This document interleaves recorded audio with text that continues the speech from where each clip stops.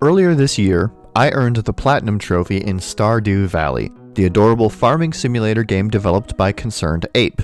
I'll go more into the overall journey of earning said Platinum early next year when I rank all of the Platinum trophies that I earned in 2021, but this surprisingly expansive game developed largely by one person features a lot of great content, and that in turn leads to a pretty well-made trophy list if you ask me. That said, to earn the Platinum Trophy for this game, you need to do just a bit more than plant some crops and smooch your preferred country cutie, and this game features a single challenge that has become the bane of many a hopeful Platinum Trophy hunter. First accessible inside of the Stardew Saloon, players have the option of playing a pair of arcade games when they aren't farming, one of which is called Journey of the Prairie King, a Smash TV inspired twin-stick shooter about a cowboy fighting orcs, mummies, evil butterfrees, and the strangest enemy of all, other cowboys. You basically move from screen to screen, clearing out enemies as they appear from one of 4 entryways, each screen lasting about 2 minutes as enemies just keep coming and you just keep on gunning.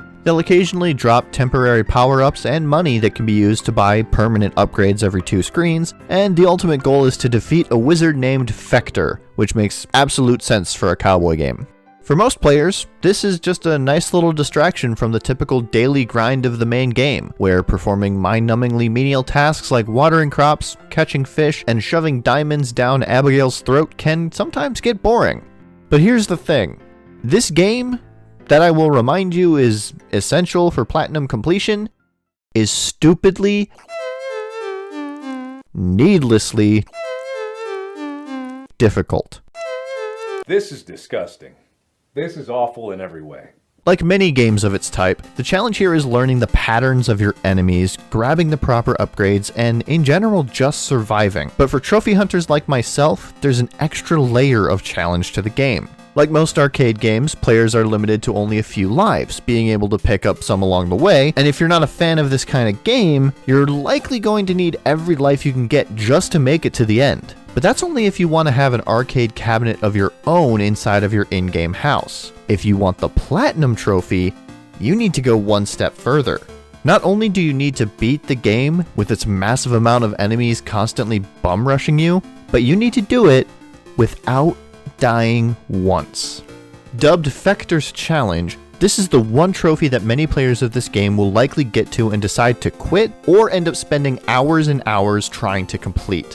For some it's no problem at all, but for many others, this is the reason that this game's Platinum unlock rate is less than 2%. And for quite a while, this was very much the case for me. By the time I got just about every other trophy in the game and had this left to do, I was already spent on the game, barely giving myself more than a few hours worth of attempts to complete it before I gave up for a while. But then update 1.5 rolled around, and on top of adding some new areas to explore, new crops to grow, and more content to behold, there was an update to Journey of the Prairie King, one that allowed me to finally earn that elusive Platinum Trophy. So welcome to the inaugural episode of Trophy Tips, a show where I do my part and offer you tips on how I did the thing so that you can in turn earn whatever trophy I'm talking about for yourself. I want to do more of these in the future. I have actually 2 more lined up after this one, so if you like it, let me know and I'll consider making even more in the future. But for now, I have a quick 4 tips to hopefully help you earn Fector's Challenge, so let's get going. Tip number 1, Lucky Lucky. Luck is an invisible factor in Stardew Valley, one that affects things like drop rates for certain items and your chances of earning treasure while fishing. It can be augmented and improved by eating certain foods or holding on to specific items, but luck has absolutely no effect on Journey of the Prairie King. Regardless of if you're playing on the machine in your home or in the Stardew Saloon, regardless of if the fortune teller on the TV tells you the spirits are very happy today or if they're displeased, and regardless of any other factor in the game that might affect luck, the arcade game is not affected in any way. Enemy spawns, power-up drop rates, and coin drop rates are all just random. So don't even worry about checking in on the fortune teller each day or scarfing down some lucky lunches before each run. If you feel it'll help you in a placebo sort of way, by all means go ahead and do it. But it's been proven that it won't actually affect anything, so you do you. But for the sake of this trophy, you may as well save those lucky lunches for a lovely little lunch with Leo. Tip 2, Overkill. In Journey of the Prairie King, there are 8 different power-ups. Coffee, machine gun, shotgun, wagon wheel, tombstone, smoke bomb, sheriff badge, and nuke. Each of these can be very effective tools in helping you beat the game in your first run. But for Fector's challenge, some will be your best friends, and others should be avoided at all costs.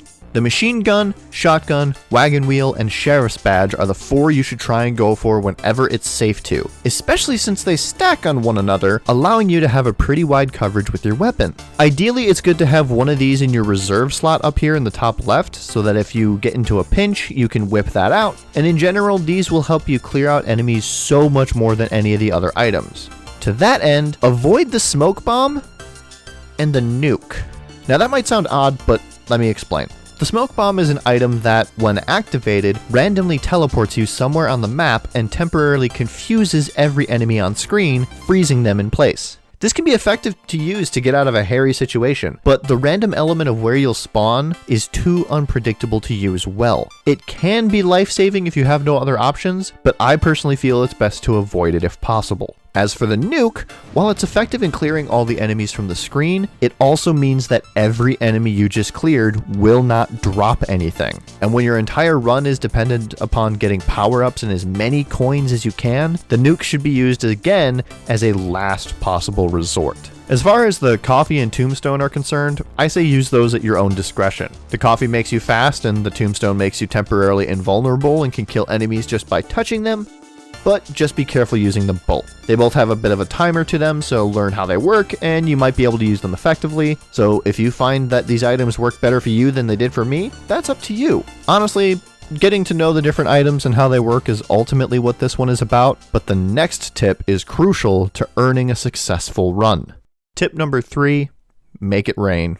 Enemies occasionally drop coins, valued at either 1 or 5, and these coins can then be spent at the traveling merchant's shop that becomes accessible at the end of every 2 screens. The merchant always sells the same few items, so there's no random element to have to worry about here, and you'll want to do your best to get enough money to buy certain items before you reach certain points. The 3 items that are available from the start are the ammo pack, the handgun, and the boots. The ammo pack makes your bullets stronger, the handgun increases how fast you fire your gun, and the boots give you a permanent speed upgrade.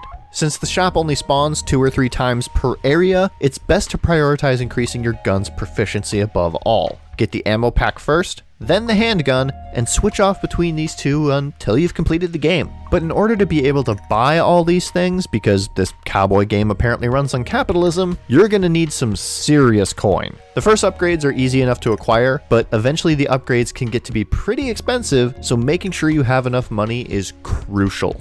As soon as a coin pops up on the screen, rush to get it, focusing on clearing any enemies in front of you to get it, especially if it's a 5 coin. You should really be doing this at all times anyways, especially shooting towards the entrances the enemies spawn from whenever you're moving towards them, but coins are well worth the risk as they'll give you the power to complete the game. These spawn randomly and some runs can leave you high and dry, but every so often you'll finish a stage with plenty of coin to buy 2 upgrades, so count your blessings when you can. If you get to the first shop and you still don't have enough coins for a single item, go ahead and just cancel the run there and move on. Ideally, I recommend having at least 10 more coins than what you started the round with before you move on to the next stage.